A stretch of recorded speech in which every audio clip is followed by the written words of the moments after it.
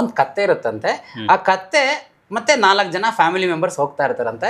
ಕತ್ತೆನ ನಡೆಸ್ಕೊಂಡು ಹೋಗ್ತಾ ಇರ್ಬೇಕಾದ್ರೆ ಇವ್ರು 4 ಜನ ನಡ್ಕೊಂಡು ಹೋಗ್ತಿರ್ಬೇಕಾದ್ರೆ ಜನ ಹೇಳ್ತಾರಂತೆ, ಕತ್ತೆದು ಪ್ರಯೋಜನ ಗೊತ್ತಿಲ್ಲ, ಇವ್ರು ಕತ್ತೆ ಮೇಲೆ ಕುತ್ಕೊಂಡು ಹೋಗ್ತಾ ಇಲ್ಲ ಅಂತ ಒಂದು ಮಾತು ಹೇಳ್ತಾರಂತೆ. ಅಪ್ಪ ಅಮ್ಮ ಇಟ್ಕೊಂಡು ನಡ್ಕೊಂಡು ಹೋಗ್ತಾ ಇರಲ್ಲ ಅಂತ ಅನ್ಬಿಡ್ತಾರೆ. ಅಪ್ಪ ಅಮ್ಮ ಕೂತ್ಕೊಂಡಿರ್ತಾರಂತೆ, ಮಕ್ಳನ್ನ ನಡೆಸ್ಕೊಂಡು ಹೋಗ್ತಾ ಇರ್ತಾರಂತೆ. ಅವಾಗ್ಲೂ ಕೂಡ ನೋಡಿಲಿ, ಮಕ್ಳಿಗೆ ಇವಾಗ್ಲೇ ಇಷ್ಟಕ್ಕೊಂದು ಪ್ರೀತಿ ಕೊಟ್ರೆ ಅವ್ರ ಜೀವನದಲ್ಲಿ ಉದ್ಧಾರ ಆಗ್ತಾರ ಅಂತ ಮತ್ತೆ ಅದೇ ಜನ ಮಾತಾಡ್ತಾರಂತೆ.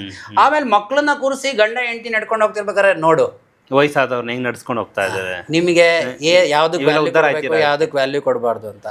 ಆಮೇಲೆ ಕತ್ತೆ ಮೇಲೆ 4 ಜನ ಕುತ್ಕೊಂಡ್ಬಿಡೋದು, ಇವರು ಕತ್ತೆ ಹೋಗ್ತಾ ಇರತ್ತೆ, ಕತ್ತೆ ಮೇಲೆ 4 ಜನ ಕುತ್ಕೊಂಡಿರ್ತಾರೆ. ನೋಡು ಕತ್ತೆಗೆ ಎಷ್ಟು ಶ್ರಮ ಮಾಡ್ತಾ ಇದಾರೆ ಅಂತ ಅಂತಾರೆ.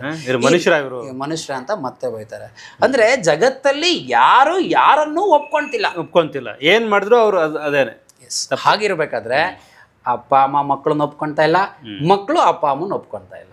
ಎಕ್ಸ್ಪರ್ಟ್ಸ್ಗಳಂತ ಯಾರೆಲ್ಲ ಯಾವುದೆಲ್ಲ ಫೀಲ್ಡಲ್ಲಿ ಇದ್ದಾರೆ ಅವರು ಕಾಮನ್ ಪೀಪಲ್ನ ಆಕ್ಸೆಪ್ಟ್ ಮಾಡ್ಕೊತಿಲ್ಲ, ಕಾಮನ್ ಪೀಪಲ್ ಎಕ್ಸ್ಪರ್ಟ್ಸ್ಗಳನ್ನ ಒಪ್ಕೊಳ್ತಾ ಇಲ್ಲ.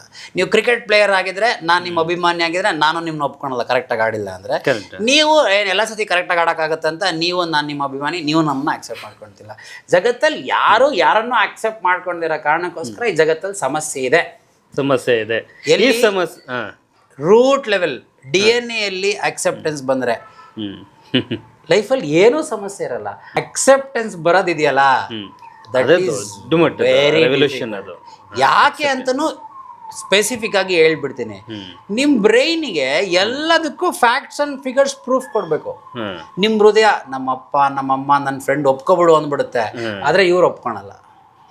ಇವ್ರು ಇದಾರಲ್ಲ, ಇವ್ರಿಗೆ ನೀವು ಎಲ್ಲ ತೋರಿಸ್ಬೇಕು. ನೋಡಪ್ಪ ಇದು ಈ ಥರ ಇದೆ, ಇದಕ್ಕೆ ಹಿಂಗೆ ವರ್ಕ್ ಆಗ್ತಿದೆ, ಇವ್ನು ಇದಕ್ಕೆ ಜೋರಾಗಿ ಮಾತಾಡ್ದ, ಇವ್ನು ಇದಕ್ಕೆ ಮಾತಾಡ್ತಾ ಇಲ್ಲ, ಇದಕ್ಕೆ ಇವ್ನು ಎಕ್ಸ್ಪ್ರೆಸ್ ಮಾಡ್ತಾನೆ, ಇದಕ್ಕೆ ಇವ್ನು ಎಕ್ಸ್ಪ್ರೆಸ್ ಮಾಡಲ್ಲ. ಇದೆಲ್ಲ ನಮ್ಮ ಬ್ರೈನ್ ಪ್ರೂಫ್ ಕೊಡಬೇಕು. ಅವಾಗ ಅದು ಅಕ್ಸೆಪ್ಟ್ ಮಾಡ್ಕೊಳುತ್ತೆ. ಅಕ್ಸೆಪ್ಟ್ ಮಾಡ್ಕೊಂಡ್ಮೇಲೆ ಲೈಫಲ್ಲಿ ಏನೂ ಸಮಸ್ಯೆ ಇರೋಕ್ಕೆ ಸಾಧ್ಯ ಇಲ್ಲ. ಇದನ್ನೇ ಬುದ್ಧ ಹೇಳಿದ್ರು, ಇದನ್ನೇ ಕೃಷ್ಣ ಹೇಳಿದ್ರು, ಇದನ್ನೇ ವಿವೇಕಾನಂದ ಹೇಳಿದ್ರು, ಇದನ್ನೇ ಬಸವಣ್ಣ ಹೇಳಿದ್ರು, ಆದರೆ ನಮ್ಗೆ ಅರ್ಥ ಆಗ್ತಿಲ್ಲ. ಯಾಕೆ ಅಂದರೆ ಇದನ್ನೆಲ್ಲ ಒಬ್ಬ ವ್ಯಕ್ತಿಗಿರುವ ಪ್ರಶ್ನೆಗಳ ಅನುಸಾರವಾಗಿ ಉತ್ತರ ಹೇಳಬೇಕು. ಅವ್ರ ಪ್ರಶ್ನೆ ಏನೋ ಇದೆ, ಆದರೆ ನಾನು ಹೇಳ್ತಿರೋ ಉತ್ತರ ನನ್ನ ನಾಲೆಡ್ಜು, ನನ್ನ ಎಕ್ಸ್ಪೀರಿಯನ್ಸ್ನ ನಾನು ಸುಮ್ಮನೆ ಹಂಗೆ ವಾಮಿಟಿಂಗ್ ಮಾಡ್ತಾ ಇದ್ದೀನಿ.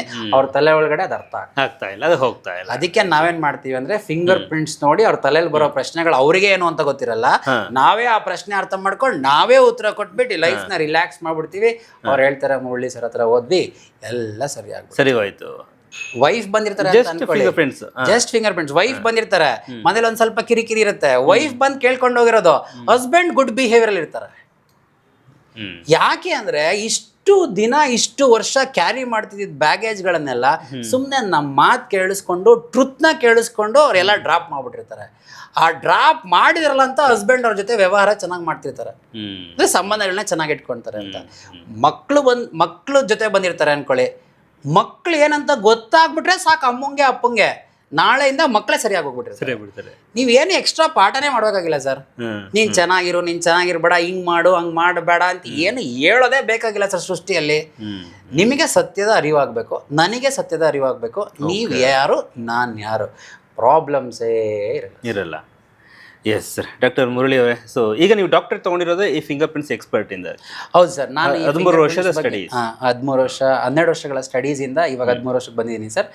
ಯಾವುದೇ ಒಬ್ಬ ವ್ಯಕ್ತಿಗೆ ಹೆಲ್ತ್ ರಿಲೇಟೆಡ್ ಸಮಸ್ಯೆಗಳಿದ್ರೂ ಕೂಡ ವಿತೌಟ್ ಮೆಡಿಸಿನ್ಸ್, ವಿತೌಟ್ ಥೆರಪೀಸ್ ನಾನು ಅದನ್ನು ಕ್ಯೂರ್ ಮಾಡೋಕ್ಕಾಗತ್ತೆ. ಇದು ರೈಟ್ ನ್ಯೂಸ್.